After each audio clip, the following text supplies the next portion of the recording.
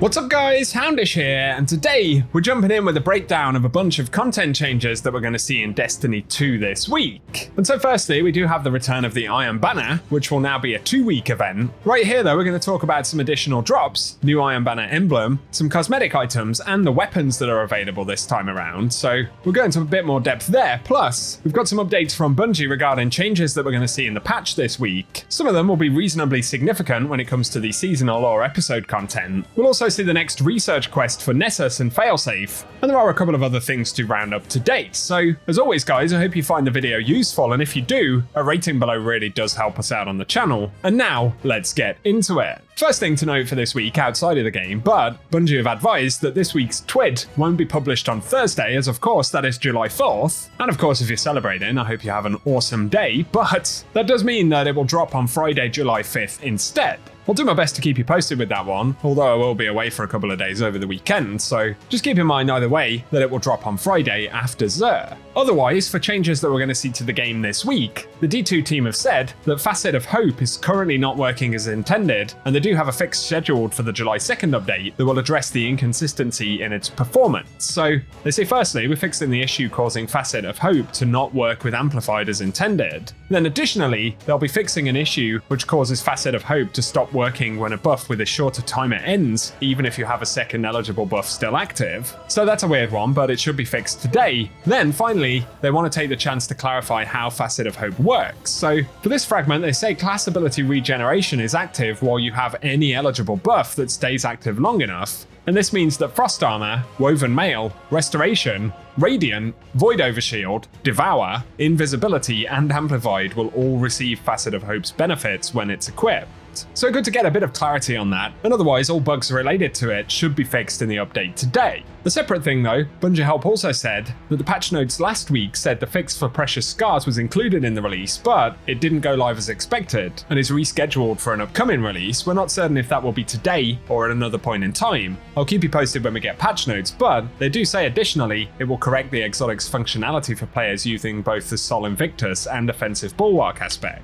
So keep that in mind, and for more of the significant changes that we'll get in the patch today, these affect the episode content and breach executables. So Bungie have said some enemies have been hitting too hard, especially those affected by both Void Threat and Air Superiority. We want to keep a bit of variety in our modifiers, so because Void Threat is constantly applied, we're removing it from Expert Breach Executable. So that will certainly make life easier inside of that mode. On top of that though, they say we'll be improving the hunt for planetary pistons and radiolite samples with several changes. And firstly, Guardians will always be able to find 2 pistons in each run of Breach Executable, and they've also extended the range for the piston waypoint for easier visibility, so it's going to be easier to find them, and that'll mean we can spawn more of the materials that ultimately give us more rewards. And on top of that, the delay before being teleported to join allies in the next encounter has been increased, and this means you can continue to extract samples when your teammates push ahead. But finally, extracting radiolite samples is now instant, so we won't have to hold it down and wait for them to be harvested. It'll essentially be a key press or a button press without the delay that we currently have. So those changes are positive in themselves, but they've also said we've investigated reports of Guardians being unable to find specimen Nest 03 and start the research quest for week 4's seasonal challenge, which is Research and Development 3. This specimen was originally intended to be found during week 4.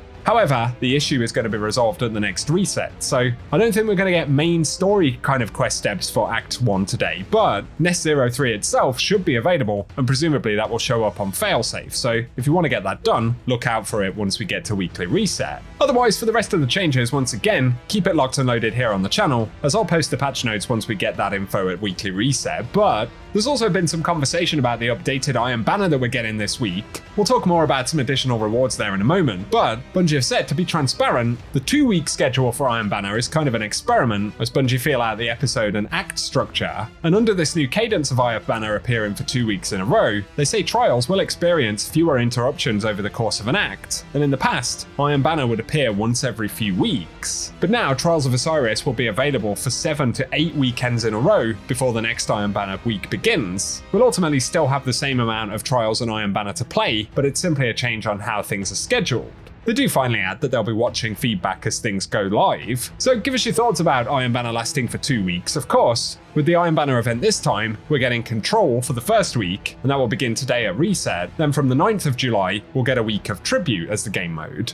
Lord Saladin does see updated rank rewards for this season, so as always, we've got some engrams, upgrade currencies, the featured weapons, and additional cosmetic drops. So there is a new emblem firstly called Oliwakit, which is a rather curious name. It's got the wolf on it, which is pretty cool. I think that might be Felwinter Peak in the background, maybe the version that has the Rasputin bunker in it. It's kind of a cool one either way, so let us know if you're looking forward to picking up that emblem. Otherwise, one of the rank rewards will also be the new shader, which is called Hammer Shock. So there are some extra drops and things to look out for there, but interestingly, we don't get any brand new weapons for this season, although there are updates to a couple of existing ones. So firstly, Krimel's Dagger has been updated, and this is a kinetic aggressive frame hand cannon, where now in the trait slots for slot 1, we can get Enlightened Action, as well as Slideways, Air Trigger, and then Strategist, in addition to Moving Target and Outlaw. Slot 2 though, we'll be able to roll Kill Clip, Explosive Payload, Zen Moment, Opening Shot,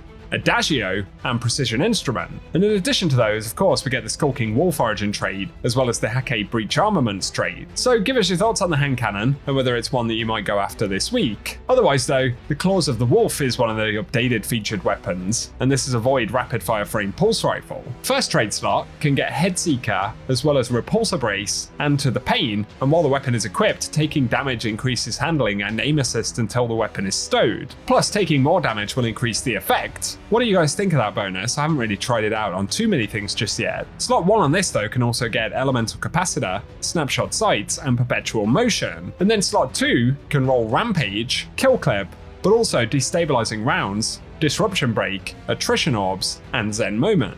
So it's interesting that we'll be able to stack up damage bonuses like Headseeker and Kill Clip at the same time. There haven't been too many instances where we can do that, so it'll be interesting to see how it performs. Those are the updated weapons though, and otherwise, Saladin will also have Tusk of the Boar, which was added last season, and the Multimax CCX. But there are also focused decoding options that include some other older Iron Banner weapons like Point of the Stag, the Guiding Sight, Lethal Abundance, and Reeswalker. Otherwise though, it is a fairly typical Iron Banner event, but let us know in the comment section if it's one you plan to dive into this week. And outside of knowing more about what we might see for episode content, the Pale Heart, any potential secrets, of which nothing is confirmed just yet, but outside of surprises, essentially, that's what we know about the reset this week. So some good updates dropping at the very least, and in a couple of weeks' time, we'll get Act 2 of Episode 1, which will be interesting. So get subscribed to the channel and turn on notifications if you don't want to miss out on any content. As always, if you found the video useful, a rating below really does help us out as well. But otherwise, cheers for tuning in, and I hope you guys have an awesome day.